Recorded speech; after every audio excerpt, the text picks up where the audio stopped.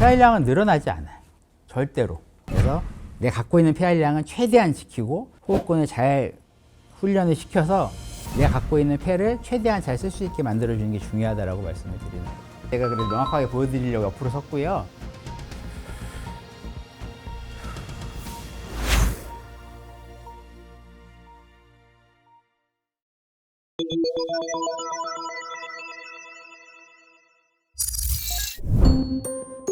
폐활량 늘 수 있을까요?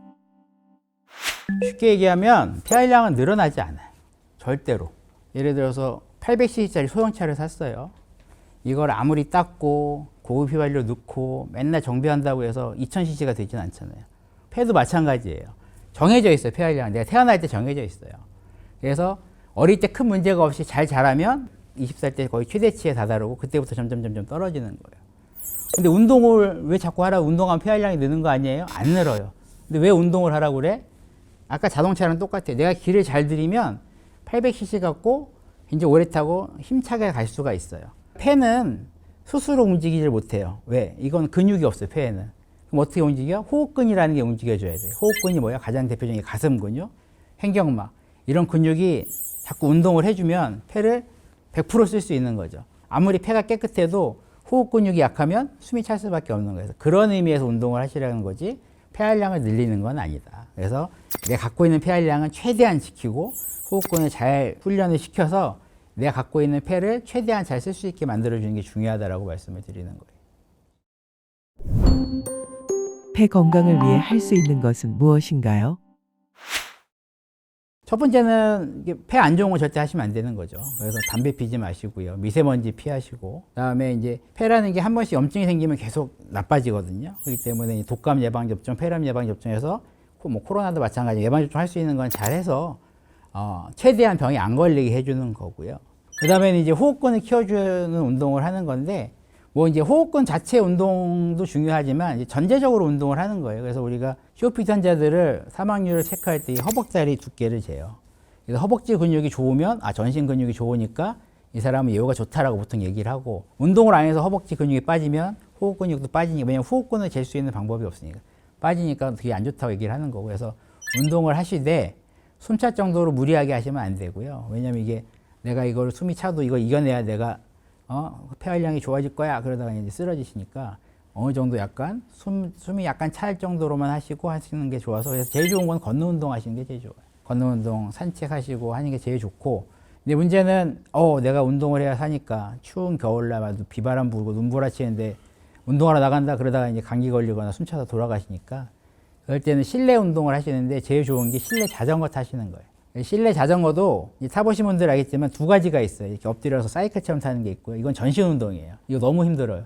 이렇게 앉아서 다리 하시는 게 있어요. 그래서 나이 드시고 COPD 있으신 분들은 그렇게 해서 허벅지 근육을 키워주시는 게 제일 좋습니다. 왜 입보다 코로 숨 쉬어야 좋나요? 입으로 쉬면 안 돼요. 코로 쉬라 자꾸 얘기하시는데 하는 얘기가 아니라 진짜 필요한 얘기예요. 공기가 들어갈 때 이물질도 걸러주고 가습 가온을 해줘 이게. 건조한 공기가 들어가는 게 아니라 따뜻한 공기가 들어가게 해주는 게 되는 거예요. 특히 알레르기나 천식이 있으신 분들은 찬 공기 들이마시면 기침하고 숨이 차거든요. 그러니까 그걸 하기 위해서는 코로 숨을 쉬시는 게 더 가온 가습도 해주고 이물질도 걸러줄 수 있는 역할을 하는 거예요. 입으로 숨을 쉬면 그런 게 없기 때문에 바로 들어가거든요. 그러니까 찬 공기가 들어가고 이물질도 많이 들어가고 그래서 가능하면 코로 들이쉬는 게 더 좋다 이렇게 말씀을 드립니다. 기관지 건강에 좋은 음식은 무엇인가요? 요즘에는 이제 홈쇼핑을 봐도 그렇고 항상 나오는 건강식품들이 뭐냐면 항산화 물질, 항염증 물질 뭐 이런 게 나오잖아요. 트렌드가 이제 또 바뀔 수도 있는데 요즘에는 모든 질환의 시작은 염증이라고 생각을 하는 거예요. 기관지병이나 기도질환도 다 염증이 문제이기 때문에 염증을 줄일 수 있는 성분이면 도움이 되겠죠. 옛날부터 뭐 도라지도 많이 먹고 뭐 뿌리채소, 견과류, 녹색 야채, 등푸른 생선 이거 맨날 똑같은 얘기거든요. 하는 이유가 이런 것만 먹으라는 게 아니라 그런 게 항염증 물질이 있고 도움이 된다라고 하는 거고 근데 음식은 말 그대로 도움을 받는 거지 이걸 내가 치료 목적으로 호흡기가 안 좋으니까 도라지 먹어야지 그리고 도라지 뭐 이렇게 막 푸대로 싸갖고 삶아 먹는다고 되는 건 아니고요. 실제로 치료를 하고 하는 거는 전문의 상담을 받고 약물 치료나 이런 걸 하시는 게 더 중요하다고 합니다. 호흡기 건강을 위한 생활 습관은 무엇인가요? 저는 그래서 호흡기 의사를 한 이유가 담배를 안 폈기 때문에 하는 것도 있고요. 담배는 시작도 안 했고 물을 많이 드시는 게 제일 중요합니다. 저는 이제 습관적으로도 자꾸 환자분들한테 말을 많이 하는데요. 물을 많이 드시는 게 제일 중요해요. 왜 물을 많이 드시라고 하냐면 우리 기관지는 촉촉하게 유지를 해줘야 이물질도 잡아내고 선모도 운동을 잘하고 배출을 잘 시켜줍니다. 근데 이게 마르면 어떻게 돼요? 배출이 안 돼요. 그리고 방어막도 깨져. 그러니까 감염도 잘 되고 폐렴도 잘 생기고 바이러스도 잘 들어오고. 그래서 제일 중요한 건 수분 섭취를 많이 해주시는 게 제일 중요하다고 말씀을 드리는 거고요.